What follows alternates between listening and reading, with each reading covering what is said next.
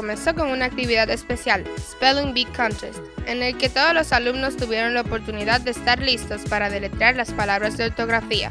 Ellos tuvieron que estudiar una lista de palabras para participar en las rondas preliminares y finales.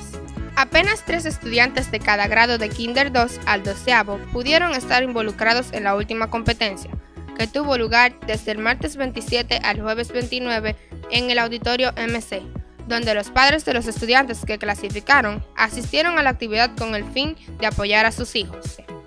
La mejor parte fue al final, cuando el jurado pronunció los ganadores.